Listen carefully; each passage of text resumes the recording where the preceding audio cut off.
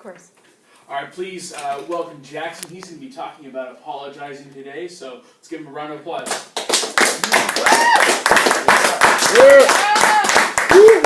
Got this. Thank you.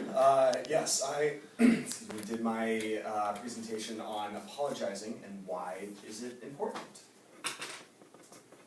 So, the main points that I will be covering today are what an apology is, just by definition, what makes up an effective apology, and on the flip side, what makes an ineffective apology, what are the effects for a person of being able to give good, effective apologies, and why is this important to us? So, what an apology is essentially, by definition, a regretful acknowledgement of an offense or failure to another person. And it says are usually, but these are actually the three characteristics of an apology by definition. So there's an offering of emotional regret, essentially the emotional side that someone that you've wronged can actually see that you are feeling something when you are apologizing. The admission of wrongdoing and being able to actually state it, and then a request for forgiveness, the actual asking of, I'm sorry, can you forgive me? And apologies in general are useful for repairing relationships so that you don't leave something bad floating in between you, and then repairing the reputation for the wrongdoer, because more often than not, someone else is going to be present when you do something that you need to apologize for. So the qualities of an effective apology, and I'm sure you all heard this growing up, you have to be apologetic, you gotta mean it. Like, you can't just give you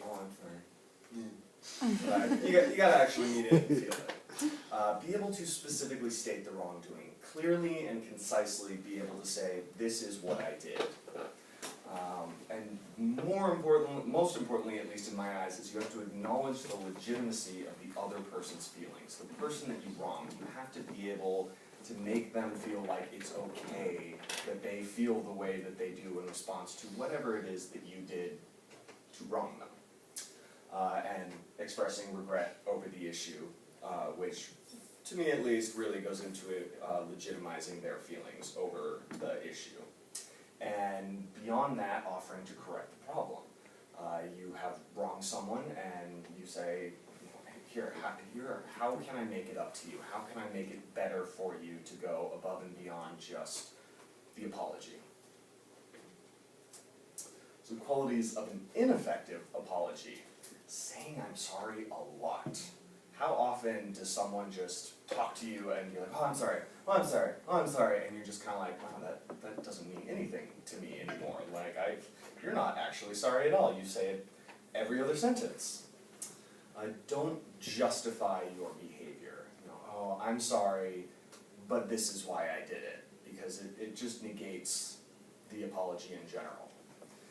Don't accuse the other person of wrongdoing. I'm sorry, but you did this, so therefore I'm not really that sorry.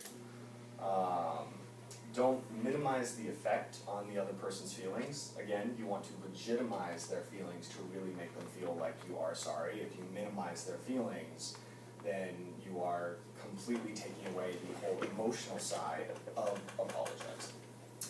And don't include general excuses with your apology. Hey, I'm sorry, but this happened. Because it is, once again, basically just trying to justify why you did what you did and what happened. And it takes away the whole meaning of the apology. So the effects of a good apology, and this is actually quite interesting to me, it actually helps your brain develop when you're young. There's been some recent studies that have shown that kids who aren't just made to apologize, anyone ever had that? Here's a question for the class. Has anyone ever had that experience as a young kid when you don't really realize what you did was wrong and your parents don't explain to you, they're just like, you apologize right now? Show of hands, anyone? Yeah. Probably basically everyone. And recent studies have shown that that's not actually very good. If anything, it's detrimental to little kids to have that happen. But if you explain to your kid why it was wrong and get them to feel it, it actually starts creating empathy and beyond that compassion within their brain, and it helps that part of their brain start to develop. And people, by the time they get into their late teens, early 20s, who experience that as a kid, certain parts of the emotional part of their brain are more developed than people who just grew up giving apologies because they had to and never really had to think about it. And so develops empathy and develops compassion. Those are the two main emotions that really get developed when you give a good apology and understand why you were apologizing. And it is these two emotions that then increase your capacity for forgiveness, which is the flip side of a good apology. Being able to forgive someone is just as important in the long run as being able to give a good apology for being able to mentally and emotionally move on from an issue or wrongdoing that has occurred in your life. So why is this important to us? The most significant thing is that this doesn't change as we get older. So while our brains stop developing and changing at a certain point in our life, I think it's usually about 25 is what they say, it's still extremely significant the later in life that you get. That compassion and empathy that occurs when you apologize and or forgive someone, that still affects you no matter what, as you get older. And you can also teach your kids this for the reasons that I said in the last slide.